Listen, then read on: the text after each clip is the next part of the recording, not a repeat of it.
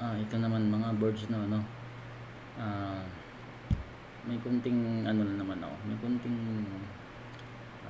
mensahe para sa ating ano, sa ating mamamayan, sa ating lalong-lalo na sa mga kalsada.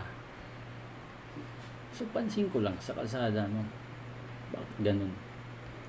Di pa pag once na gumagawa tayo ng kalsada, gumagawa tayo ng bahay, di ba binabakalan natin?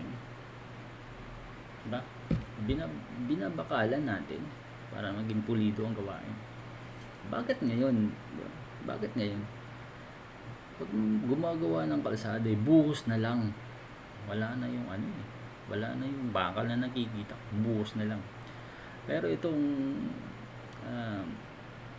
video na video na to ginawa ko to dahil unang-una may nakausap akong city engineering, no. May nakausap ako.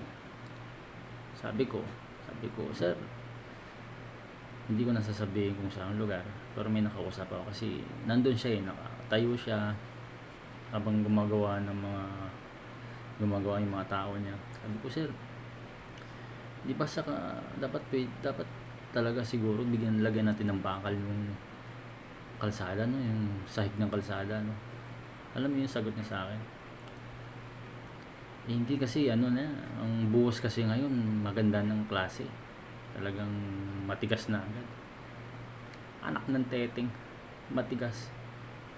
Yung pang sasakyan na dumadaan, mga truck dumadaan, magandang klase rin ba yan? Pabigat ng mga sasakyan dumadaan, pambira naman talaga, sabi sa inyo. Ngayon, makikita mo ngayon sa daan ngayon, gagawin ngayon pagkalipas ng 5 buwan, ayan na naman, baklasan na naman, lubak na naman. Kaya tuloy yung mga motorista, mga sasakyan, ginawa niyong barko kaya nga habang tumatakbo sa sasakyan, umaalon diba? Paggiwang-giwang, kakaroon pa tayo ng disgrasya. Siguro bigyan natin ng pulidong gawain, diba? Magteting talaga, bigyan natin ng pulidong gawain, pang matagalan. Pwedeng palitan, pero pang matagalan, hindi yung isang taon wala pang isang taon palit na naman. Ginawa nyo bubong yung kalsada tagpi, ginawa nyo bulkasil, diba? Minsan may nakikita pa ako yung ayos na, yung pang binabakbak, yung sira, yung pang hinuhuling gawin, minsan pa nga hindi pa ginagawa Ito naman bilang isang maliit na mamamayan, sinasabi ko lang naman na bakit ganun, diba? Bakit ganun? Yun yung kausap kong city engineering ng isang LGU ang sabi niya, high-tech ng araw ngayon, mabilis ang pagtigas ng semento, talagang ibang chemical. Napaisip ako, yung truck na yan, yung malalaking truck na dumadaan dito, high-tech na rin ba yan? Ibang chemical na rin ba yung gulong yan? Ang bigat niyan, diba? Nako. Kaya nga mas pulido pa ang panahon noon kaysa sa ngayon talaga, diba? Hindi naman yan pera nyo pera ng taong bayan naman yung ginagawa nyo dyan diba? Sisilduhan kayo, yun ang dapat ng pera nyo, sweldo nyo. Ang sweldo nyo pera nyo, hindi yung pera ng taong bayan, pera nyo rin, diba? Hindi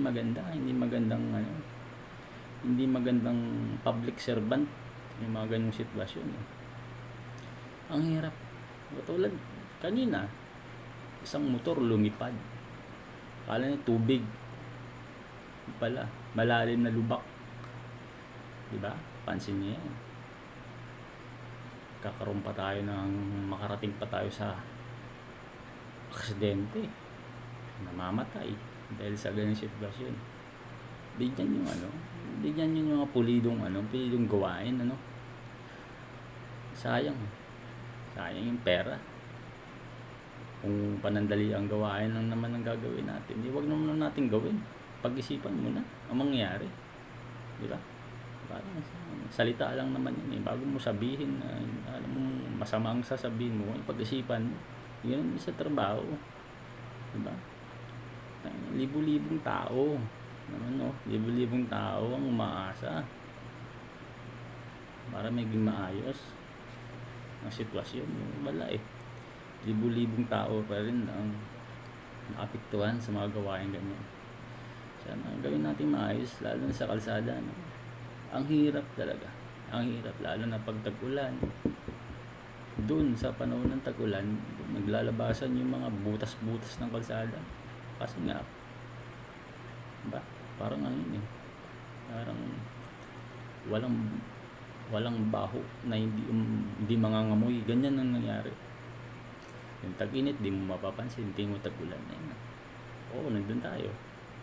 Yung tubig, naghahanap ng butas. Pero ayusin natin. Diba? Hindi yung sabihin mo sa akin na high-tech na ngayon, mabilis matigas. O, mabilis tumigas. Isang buwan lang, butas. Pambihira naman kayo. Gawin yung tama. Para sa lahat naman yan eh.